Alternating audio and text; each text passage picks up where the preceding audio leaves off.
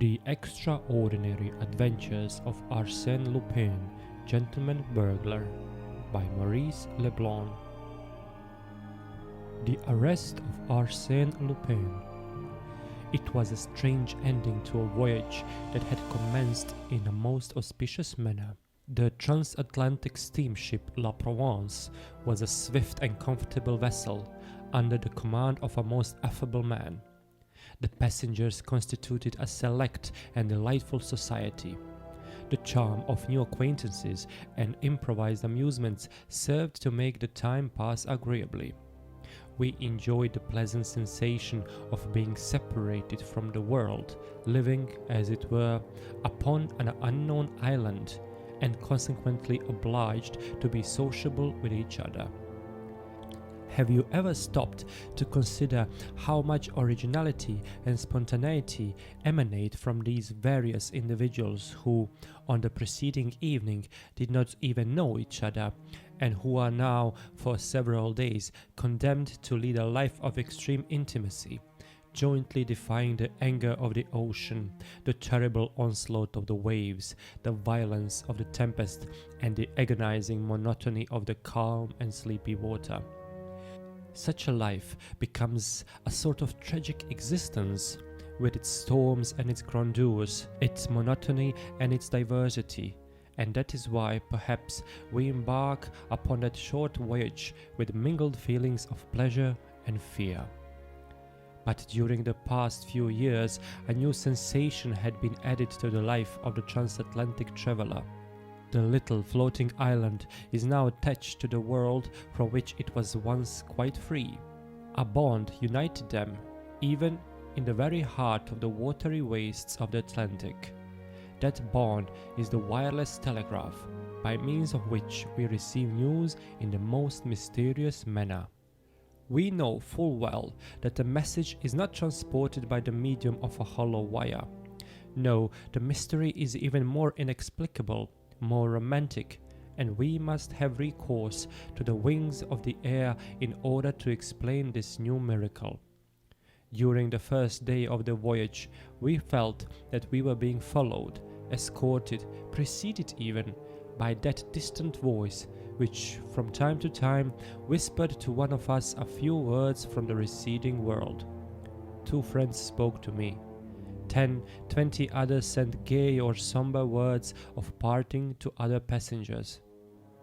On the second day, at a distance of 500 miles from the French coast, in the midst of a violent storm, we received the following message by means of the wireless telegraph. Arsène Lupin is on your vessel, first cabin, blonde hair, wound right forearm, traveling alone under the name of R. At that moment, a terrible flash of lightning rent the stormy skies. The electric waves were interrupted. The remainder of the dispatch never reached us. Of the name under which Arsène Lupin was concealing himself, we only knew the initial. If the news had been of some other character, I have no doubt that the secret would have been carefully guarded by the telegraphic operator as well as by the officers of the vessel. But it was one of those events calculated to escape from the most rigorous discretion. The same day, no one knew how, the incident became a matter of current gossip, and every passenger was aware that the famous Arsène Lupin was hiding in our midst. Arsène Lupin in our midst? The irresponsible burglar whose exploits had been narrated in all the newspapers during the past few months. The mysterious individual with whom Ganimard, our shrewdest detective, had been engaged in an implacable conflict amidst interesting and picturesque surroundings. Arsène Lupin, the eccentric gentleman who operates only in the chateaux and salons, and who, one night, entered the residence of the Baron Schaumann, but emerged empty-handed, leaving, however, his card on which he had scribbled these words: Arsène Lupin, Gentleman-Burglar, will return when the furniture is genuine. Arsène Lupin, the man of 1,000 disguises. In turn a chauffeur, detective, bookmaker, Russian physician, Spanish bullfighter, commercial traveler, robust youth, or decrepit old man. Then consider this startling situation. Arsène Lupin was wandering about within the limited bounds of a transatlantic steamer, in that very small corner of the world, in that dining saloon, in that smoking room, in that music room. Arsène Lupin was, perhaps, this gentleman, or that one, my neighbor at the table, the sharer of my stateroom. "And this condition of affairs will last for 5 days," exclaimed Miss Nelly Underdown next morning. "It is unbearable. I hope he will be arrested." Then, addressing me, she added, "And you, Monsieur d'Andrézy, you are on intimate terms with the captain. Surely you know something?" I should have been delighted had I possessed any information that would interest Miss Nelly. She was one of those magnificent creatures who inevitably attract attention in every assembly. Wealth and beauty form an irresistible combination, and Nelly possessed both. Educated in Paris under the care of a French mother, she was now going to visit her father, the millionaire Underdown of Chicago. She was accompanied by one of her friends, Lady Gerland.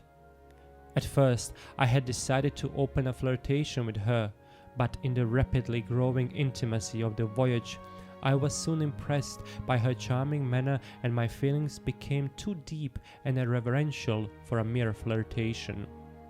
Moreover, she accepted my attentions with a certain degree of favor. She condescended to laugh at my witticisms and display an interest in my stories. Yet I felt that I had a rival in the person of a young man with quiet and refined tastes, and it struck me at times that she preferred this taciturn humor to my Parisian frivolity. He formed one in the circle of admirers that surrounded Miss Nelly at the time she addressed to me the foregoing question. We were all comfortably seated in our deck chairs. The storm of the preceding evening had cleared the sky. The weather was now delightful.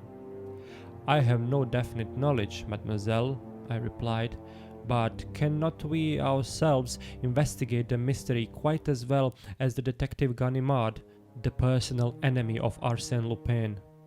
Oh, you are progressing very fast, monsieur." "Not at all, mademoiselle. In the first place, let me ask, do you find the problem a complicated one?" "Very complicated." "Have you forgotten the key we hold for the solution to the problem?" "What key?" "In the first place, Lupin calls himself Monsieur R." "A rather vague information," she replied. "Secondly, he's traveling alone." "Does that help you?" she asked. "Thirdly, he is blonde." "Well?" "Then we have only to pursue the passenger list and proceed by process of elimination."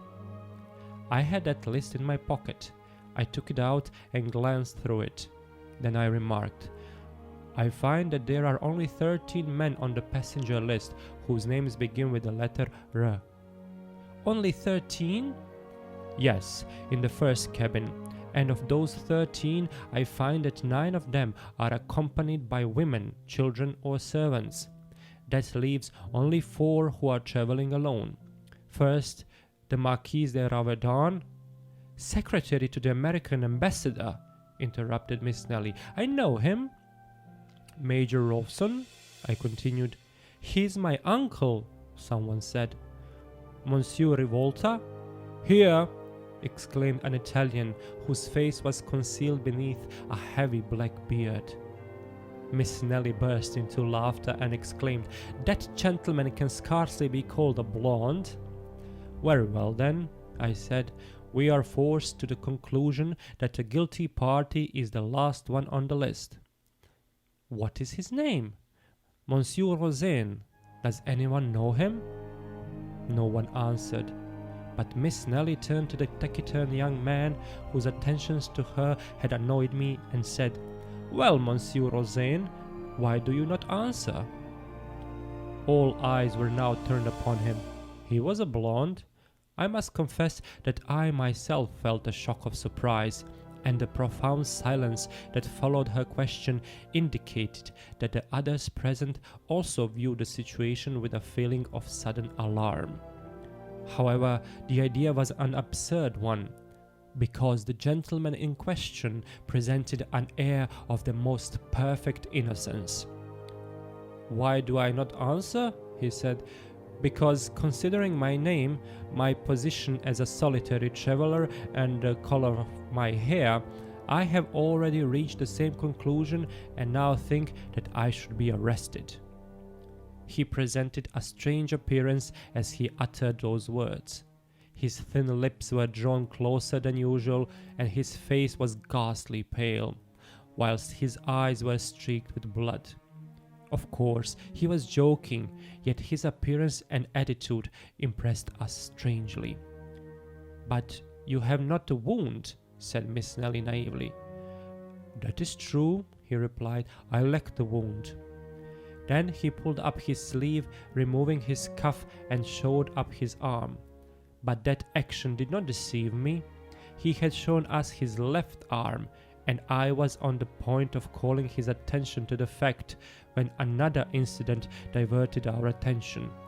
Lady Jerland, Miss Nelly's friend, came running towards us in a state of great excitement, exclaiming, "My jewels! My pearls! Someone has stolen them all!" No, they were not all gone, as we soon found out. The thief had taken only part of them, a very curious thing. Of the diamond sunbursts, jeweled pendants, bracelets and necklaces, the thief has taken not the largest but the finest and most valuable stones. The mountings were lying upon the table. I saw them there, despoiled of their jewels, like flowers from which the beautiful colored petals had been ruthlessly plucked. And this theft must have been committed at a time Lady Jerland was taking her tea, in broad daylight, in a stateroom opening on a much frequented corridor. Moreover, the thief had been obliged to force open the door of the stateroom, search for the jewel case, which was hidden at the bottom of a hatbox, open it, select his booty, and remove it from the mountings. Of course, all the passengers instantly reached the same conclusion. It was the work of Arsène Lupin. That day, at the dinner table, the seats to the right and left of Rosen remained vacant, and during the evening it was rumored that the captain had placed him under arrest, which information produced a feeling of safety and relief. We breathed once more. That evening we resumed our games and dances. Miss Nelly especially displayed a spirit of thoughtless gaiety which convinced me that if Rosen's attentions had been agreeable to her in the beginning, she had already forgotten them. Her charm and good humor completed my conquest. At midnight, under a bright moon, I declared my devotion with an ardor that did not seem to displease her. But next day, to our general amazement, Rosen was at liberty. We learned that the evidence against him was not sufficient. He had produced documents that were perfectly regular, which showed that he was the son of a wealthy merchant of Bordeaux. Besides, his arms did not bear the slightest trace of a wound. "Documents, certificates of birth!" exclaimed the enemies of Rosen. "Of course Arsène Lupin will furnish you as many as you desire, and as to the wound, we never had it, or he has removed it." Then it was proven that at the time of the theft, Rosen was promenading on the deck. To which fact his enemies replied that a man like Arsène Lupin could commit a crime without being actually present. And then, apart from all other circumstances, there remained one point which even the most skeptical could not answer. Who except Rosen was traveling alone, was a blonde, and bore a name beginning with a R? To whom did the telegram point if it were not Rosen? And when Rosen, a few minutes before breakfast, came boldly towards our group, Miss Nelly and Lady Jerland arose and walked away. An hour later, a manuscript circular was passed from hand to hand among the sailors, the stewards and the passengers of all classes. It announced that Monsieur Louis Rosen offered a reward of 10,000 francs for the delivery of Arsène Lupin or other person in possession of the stolen jewels. And if no one assists me, I will unmask the scoundrel myself, declared Rosen. Rosen against Arsène Lupin, or rather, according to current opinion, Arsène Lupin himself against Arsène Lupin. The contest promised to be interesting. Nothing developed during the next 2 days. We saw Rosen wandering about day and night, searching, questioning, investigating. The captain also displayed commendable activity. He caused the vessel to be searched from stern to stern, ransacked every stateroom under the plausible theory that the jewels might be concealed anywhere, except in the thief's own room. "I suppose they will find out something soon," remarked Miss Nelly to me. "He may be a wizard, but he cannot make diamonds and pearls become invisible." "Certainly not," I replied, "but he should examine the lining of our hats and vests and everything we carry with us." Then, exhibiting my Kodak, a 9x12, with which I had been photographing her in various poses, I added, "In an apparatus no longer than that, a person could hide all of Lady Jerland's jewels. He could pretend to take pictures and no one would suspect the game." "But I have heard it said that every thief leaves some clue behind him." "That may be generally true," I replied, "but there is one exception, Arsène Lupin." "Why?" "Because he concentrates his thoughts not only on the theft, but on all the circumstances connected with it that could serve as a clue to his identity." "A few days ago you were more confident." "Yes, but since I have seen him at work." "And what do you think about it now?" she asked. "Well, in my opinion, we are wasting our time." And, as a matter of fact, the investigation had produced no result. But in the meantime, the captain's watch had been stolen. He was furious. He quickened his efforts and watched Rosen more closely than before. But on the following day, the watch was found in the second officer's collar box. This incident caused considerable astonishment and displayed the humorous side of Arsène Lupin. Burglar thought he was, but dilettante as well. He combined business with pleasure. He reminded us of the author who almost died in a fit of laughter provoked by his own play. Certainly, he was an artist in his particular line of work, and whenever I saw Rosen, gloomy and reserved, and thought of the double role that he was playing, I accorded him a certain measure of admiration. On the following evening, the officer on deck duty heard groans emanating from the darkest corner of the ship. He approached and found a man lying there, his head enveloped in a thick grey scarf and his hands tied together with a heavy cord. It was Rosen. He had been assaulted, thrown down and robbed. A card pinned to his coat bore the words, "Arsène Lupin accepts with pleasure the 10,000 francs offered by Monsieur Rosen." As a matter of fact, the stolen pocketbook contained 20,000 francs. Of course, some accused the unfortunate man of having simulated this attack on himself.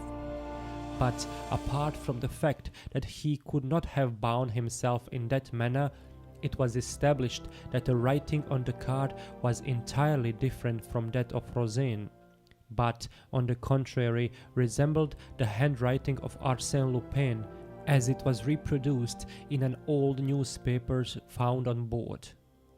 Thus, it appeared that Rosen was not Arsène Lupin. but was Rosen, the son of a Bordeaux merchant, and the presence of Arsène Lupin was once more affirmed, and that in a most alarming manner. Such was the state of terror amongst the passengers that none would remain alone in a stateroom or wander singly in unfrequented parts of the vessel. We clung together as a matter of safety. And yet, the most intimate acquaintances were estranged by a mutual feeling of distrust. Arsène Lupin was now anybody and everybody. Our excited imaginations attributed to him miraculous and unlimited power.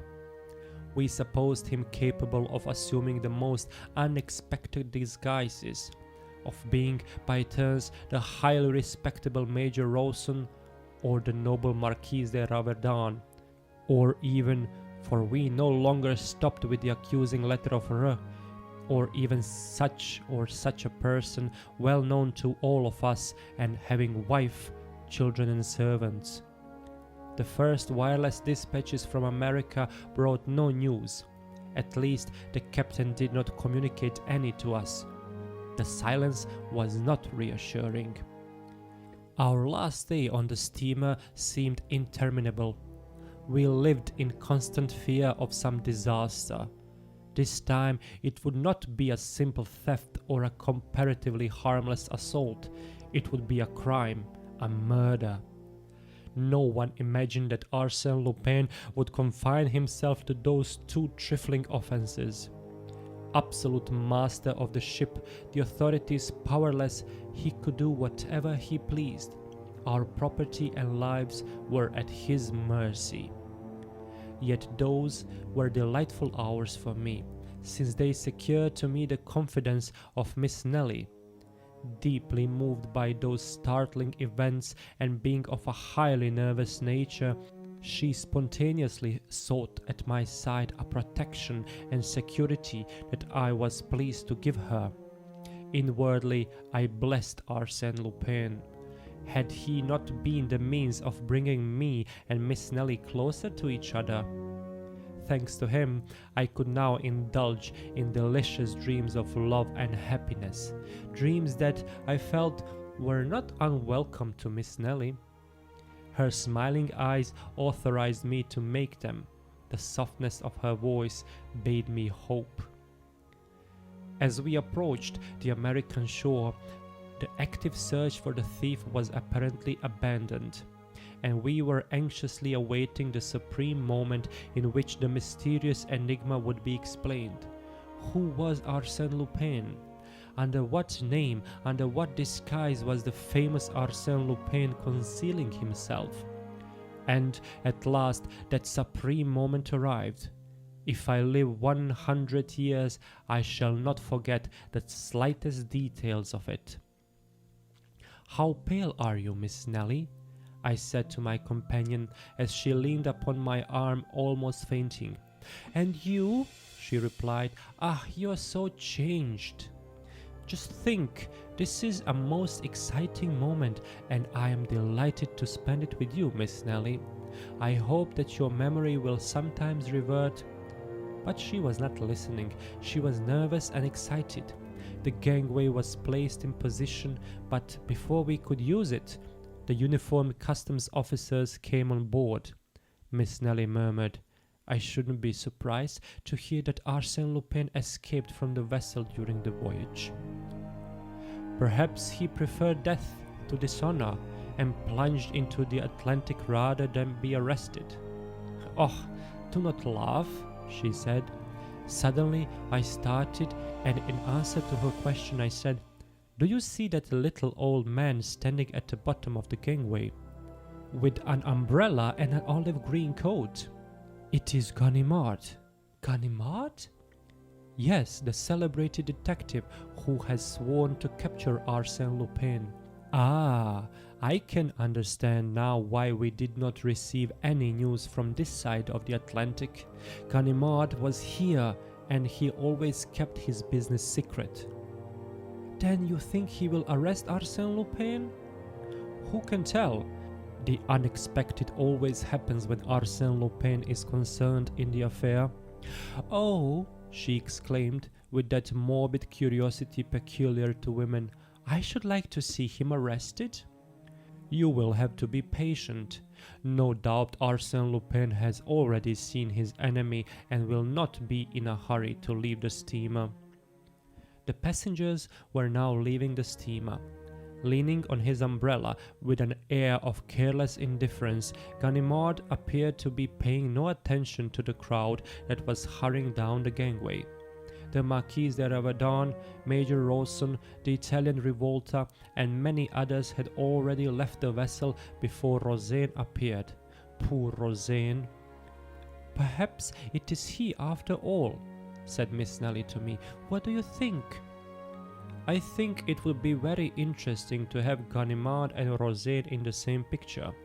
You take the camera, I am loaded down." I gave her the camera, but too late for her to use it. Rosen was already passing the detective. An American officer standing behind Ganimard leaned forward and whispered in his ear. The French detective shrugged his shoulders and Rosen passed on. "Then, my God, who was Arsène Lupin?"